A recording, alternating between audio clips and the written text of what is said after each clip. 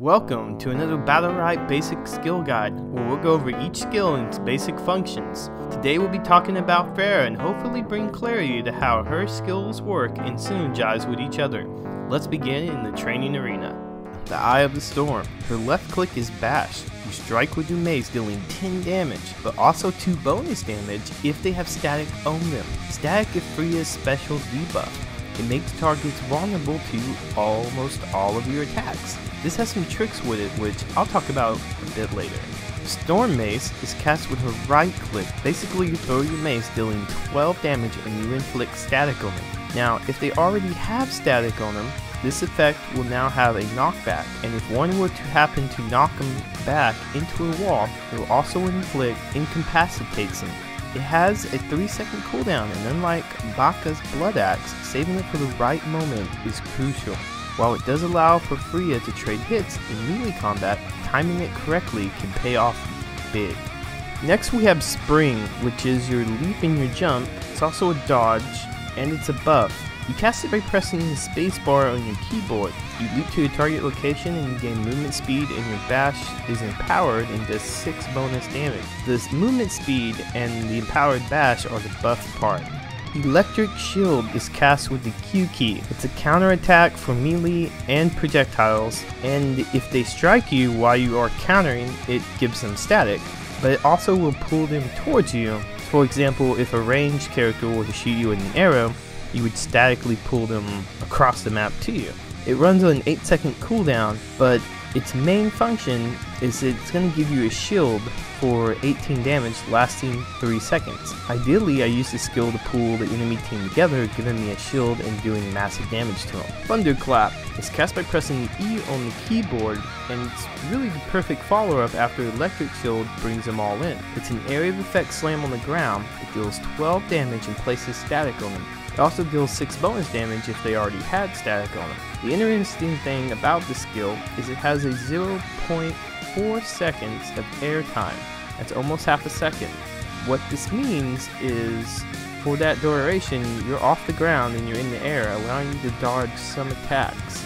Now, depending on how you spec into this later, you may want to use Thunderclap sparingly to increase the shield duration, overall increasing your survivability.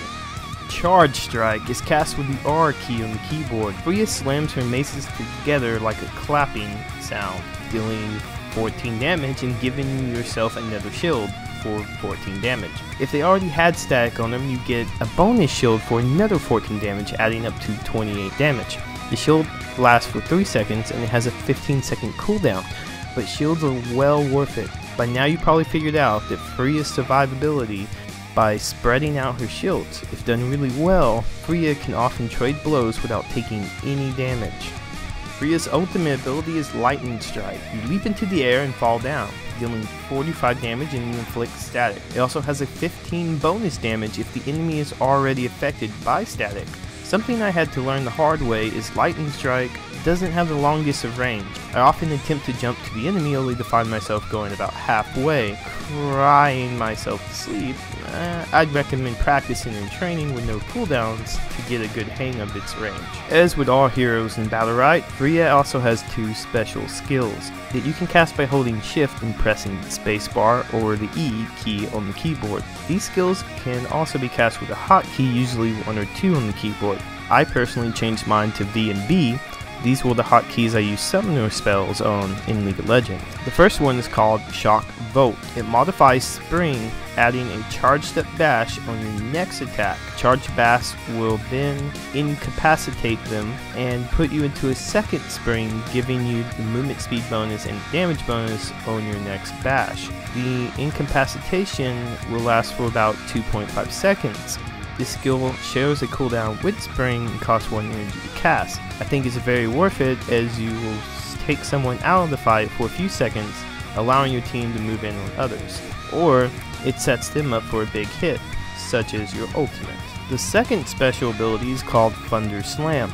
It's cast by holding down shift and pressing the E key. You jump into the air and slam the ground, sending out a lightning bolt on the ground. Does 12 damage and inflicts them with static and a fading snare. It also does 6 bonus damage if they already had static on them. The snare will last for about 1.5 seconds. Besides just looking really cool, Thunder Slam gives her some more range and options for dealing damage. It does share a cooldown with Thunderclap though, and it does cost 1 energy to cast. Okay, now let's talk about Battlerite. Battlerites are like talents for your hero. You get to choose between 3 of them before each round. Each round has its own set of talents, so you can only choose one of the 3 options. We will go over each one to give you an idea of which ones might be good in your situation. In round 1, we have Twin Hammers, Turret, and Charged Lightning. Twin Hammers allows you to store 1 more Stormbolt Mace charge. This means you can save up to 2 charges and throw 2 hammers. However, they each take 3 seconds to charge, so in order to charge both, you would need to wait 6 seconds. This is a fun Battlerite, but may not always be the best option, since you could technically just throw your hammer every 3 seconds. On the other hand, being able to throw 2 hammers means you could strike an opponent, then hit them a second time, knocking them back. Usually this makes it pretty easy to slam them into a wall. Situationally speaking, I do prefer to take twin hammers when I'm fighting more range opponents. The next option is Turret. It modifies your Thunderclap to pull enemies towards you. It also grants you a 10 health shield for each enemy it hits. This option allows you to space out even more shields, making you very hard to kill. The pulling effect also helps set them up for big damage from your teammates. Now the third option is called Charged Lightning. It modifies your Spring active bash attack to now inflict static and the 1 second fading snare. It's not a bad talent if you really like to deal with a slippery foe and you jump to them and you hit them. They're now snared and they have static, so your auto attacks are going to do more damage, setting them up. It allows you to run down an opponent. For round 2, we have Storm, Overcharge, and Thunderbolt. The Storm Battlerite modifies your Thunderclap to now reduce the cooldown of Storm Mace by 1.5 seconds for each enemy hit. That's half of its cooldown, meaning if you hit 2 people, it would finish its own cooldown instantly. This is a very fun Battlerite and very useful if you took Twin Hammers, as you happen to catch 3 people after using your Storm Maces. That would give you 1.5 back. Next we have Overcharge. This one is tricky from testing. I personally believe what it does is lets off a chain lightning, while counterattacking with electric shield. Effects only happen if someone does hit you, then jumps to all enemies and allies nearby, putting static on the enemies and a shield on the allies. Pretty helpful in 3s since you could potentially buff your whole team while debuffing theirs. Also very useful in 2s if both you and your ally like to dash in, or if the opponents are grouping up a lot. To bring some clarity to this Battlerite is that it still does the same thing, only now it's AoE, and the shield that your allies get is a 14-point shield versus your 18-point that you get. And your opponent, even if you don't take this Battlerite, will still get static on them if they strike you. However, it won't bounce around to the other opponents. And for your third option, it's called Thunderbolt. It modifies your Storm Mace to deal 8 bonus damage to enemies affected by static. This one just purely adds a bit of damage to your Storm Maces, but only if they already had static. You could combo this one with Twin Hammers as well, as then you could throw both hammers, slamming them back and getting the bonus damage. Basically throwing lightning for a living. In round 3 we have Tempest, Electric, Conduction, and Surge. Tempest modifies Storm Mace to increase your movement speed by 25% for 2 seconds. Honestly, that's a lot in this game. This one is a lot of fun and makes you a speed demon. Electric Conduction modifies Spring's empowered bat. It now gives you a shield for 14 damage up to 3 seconds. Spring is your spacebar and your jump. Something to note with this Battlerite is it also affects the modified ship version of the skill, Shock Bolt. Since the second attack is a Spring's empowerment bash, it will also give you the shield, giving you yet another way to shield yourself from damage. Very good Battlerite. Surge modifies your Charged Strike, that's your R skill, to now grant 25% energy when hitting at least one target. Basically, if you hit someone with your R, it will refund the energy cost. However, if you miss, you still lose the energy. Since Charged Strike is a very good damage and shields you, this is another good skill. Personally, I prefer to just spend 1 energy to cast it. It does have a 15-second cooldown, so there is no way to spam it anyways. Okay, for round 4 we have Storm Cloud, Agility, and Negative Charge. Storm Cloud modifies Storm Mace to deal 12 area damage on hit and inflict static on all nearby enemies. To sum up this Battlerite, It makes Storm Mace an area of effect now instead of a single target. It does not add any bonus damage, however. This is a good if you already throw in a lot of them and they are bunching up a lot. The area of effect is a decent size too. The Agility Battlerite simply increases your movement speed at 10% at all times. Did someone say Speed Demon earlier? Well, this does stack with Tempest, so if Sonic the Hedgehog is your thing, this is probably the way to go, since 35% movement speed in this game is pretty ridiculous.